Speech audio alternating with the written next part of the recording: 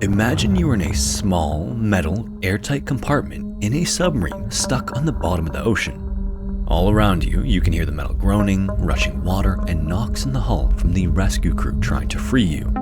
At the same time, you and the men around you are perfectly silent, forbidden from talking so that you don't run out of air before the rescuers get to you. This is exactly what happened to the crew of a military sub in 1953, and this is their horrifying story.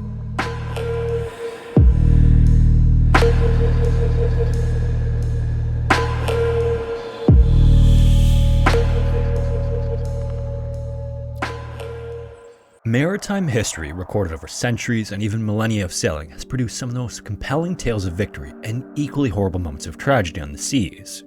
Throughout that history, fishermen, explorers, traders, and naval personnel have either conquered the seas or met their end in the world's unforgiving oceans. And regardless of what walk of life they come from, sailors of all eras around the planet seem to share one common trait, and that's a belief in luck. Sailors are historically known to be a superstitious bunch. In fact, you're not likely to find too many groups of people with as many superstitious beliefs as those who have spent significant time at sea. These beliefs range from the outlandish to the downright ridiculous, but no matter how irrational a superstition may seem to those on the outside, a ritualistic adherence to them meant the difference between life and death in the minds of many sailors. Something as simple as stepping aboard a ship with your left foot or using the words drown or pig at sea can supposedly bring bad luck to a vessel.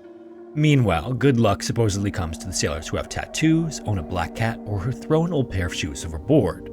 Whatever the case, no matter the habit, routine, or practice, the goal is to ward off bad luck at sea. But unfortunately, for those who find themselves on a ship doomed from the start, there just isn't enough good luck in the world to keep it from eventually running out. As the late night of April 3rd, 1953 became the early morning of April 4th, a submarine named Dumlupinar entered the Dardanelles Strait. This is the narrow strait that separates Turkish territory in Asia from the rest of the country on the European side.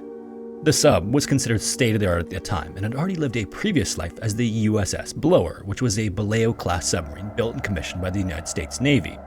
Vallejo-class subs offered a better overall design than previous generations, without changing so much internally that sub-operators needed to be retrained. And the biggest point of pride for the subclass was that the ships were built using thicker, higher-strength steel in the pressure hull and frames. As a result, this class of subs could descend close to 400 feet or 120 meters regularly and were some of the most advanced of the time period. Prior to its renaming, the USS Blower completed 3 World War II patrols before it was decommissioned in 1950 and given to the Turkish Navy, which gave it the name the TCG Dumlupinar. That night, the sub had just completed a training exercise in the Mediterranean Sea with another Turkish submarine, and both were heading for the Turkish Navy headquarters on the coast of the Marmara Sea. As they made their way traveling along the surface, the weather that night was giving crews of both subs anxiety as heavy mist and a moonless night made for extremely low visibility.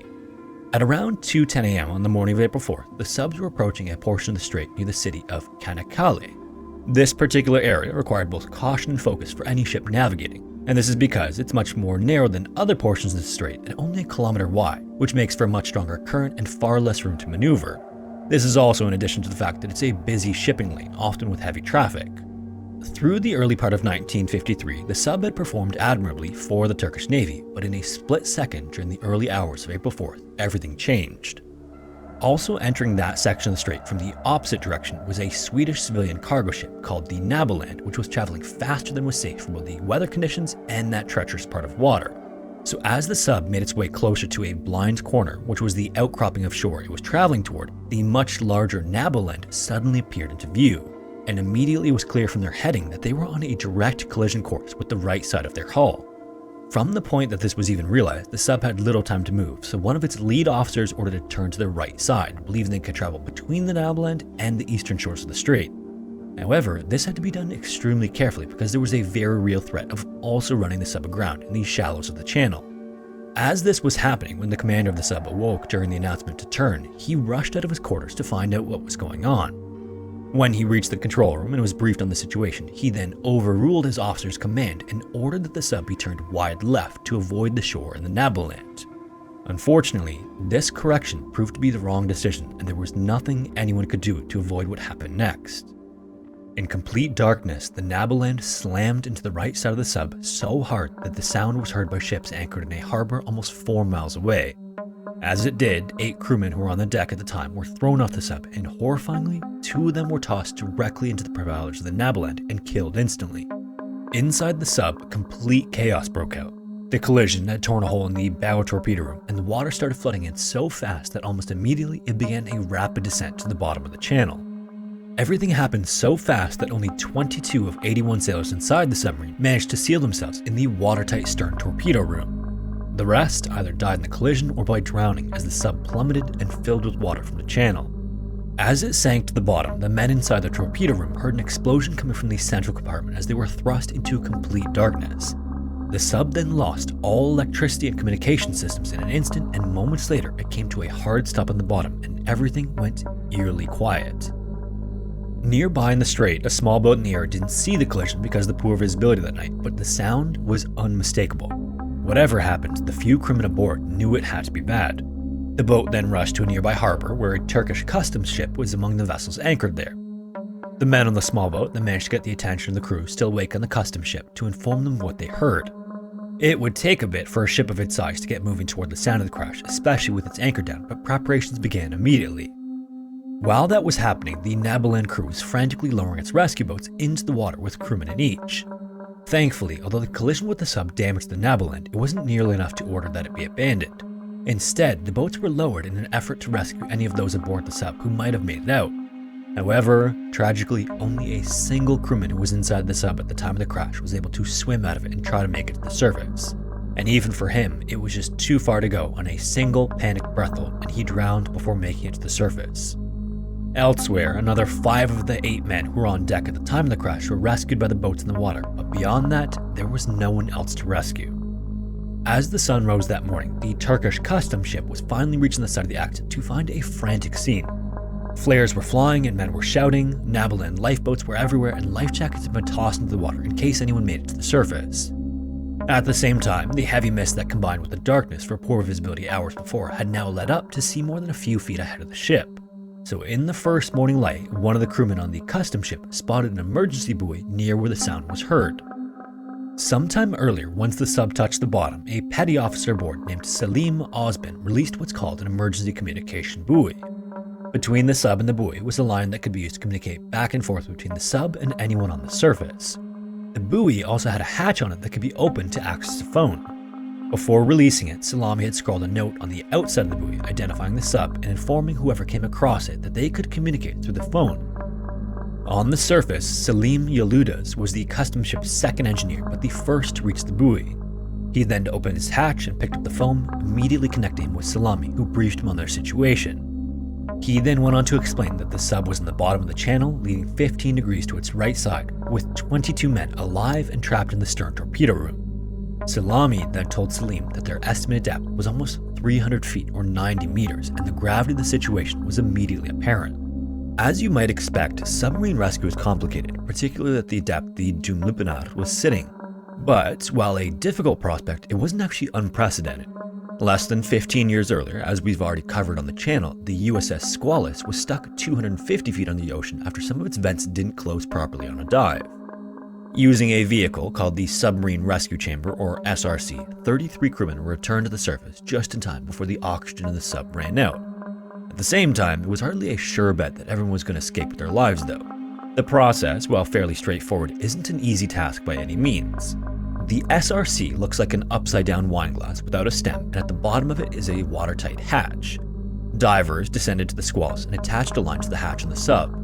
The other end of that line connected to the SRC and was instrumental in guiding it to the proper place. Then, once the SRC's bottom hatch was aligned with the sub's hatch, the doors could be opened and the men could climb from the sub into the SRC. Only a handful of them could occupy it at any one time, so it took several trips and many hours to get all of the surviving men to safety, and these trips were not without complications. Even still, it was the hope of rescuers that the men trapped aboard the Dumlupinar would have a similar outcome.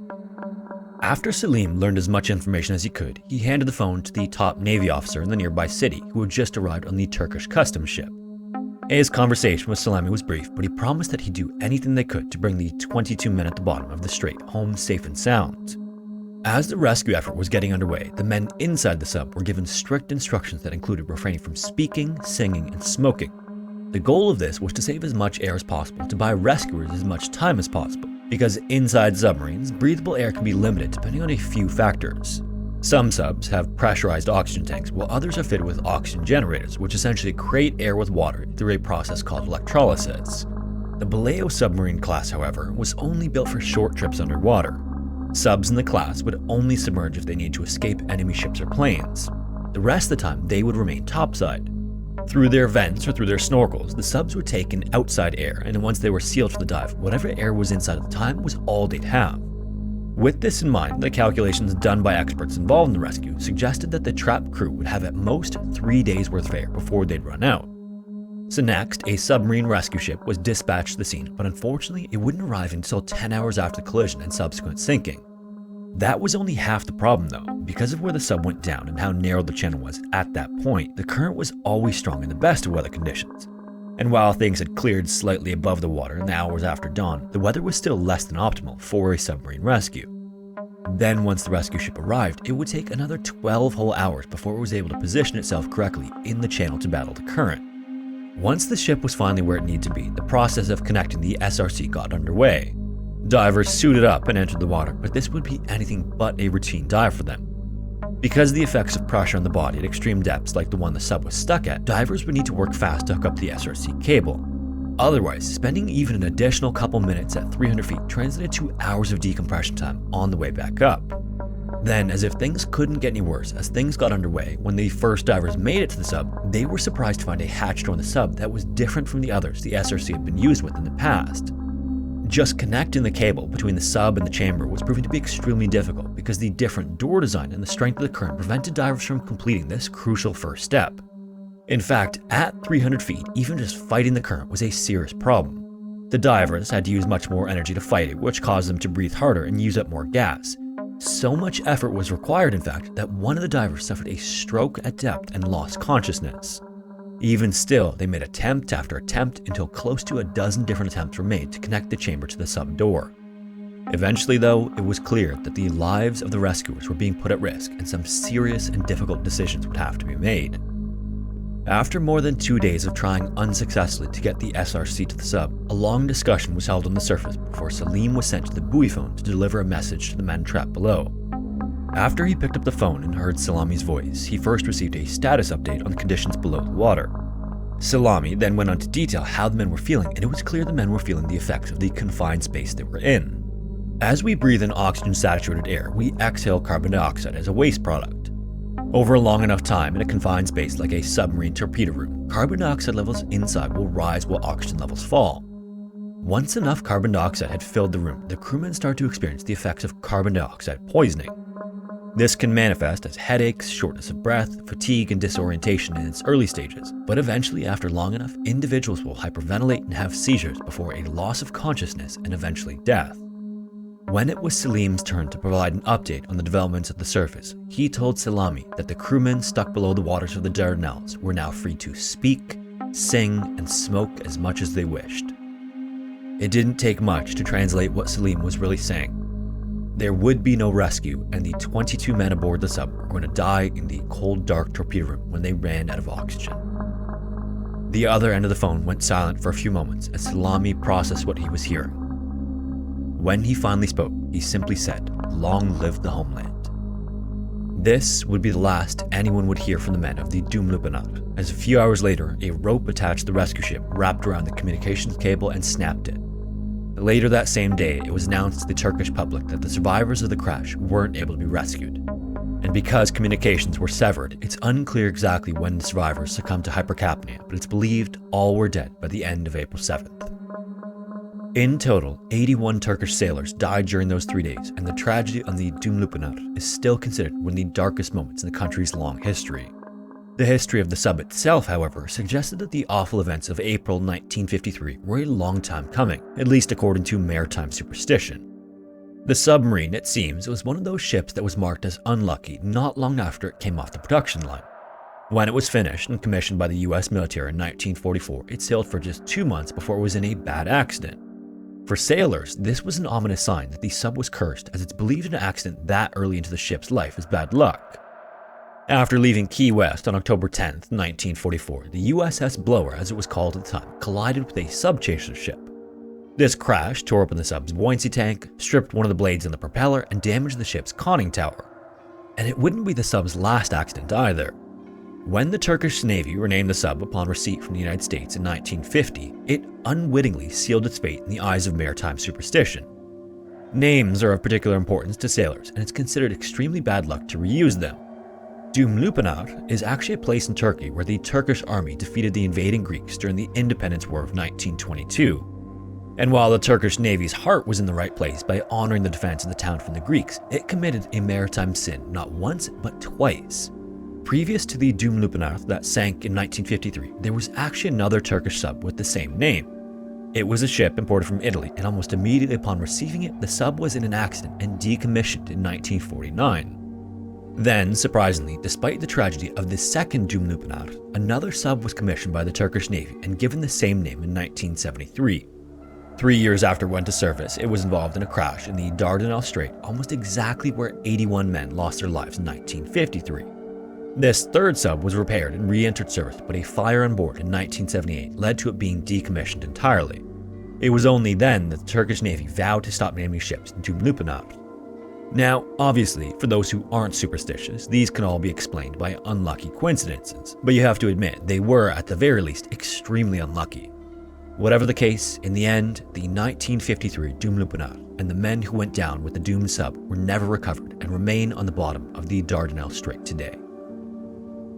Before we end off today's video, there is a haunting song that was written in response to this incident, or is at least associated with this incident, that I highly recommend you listen to.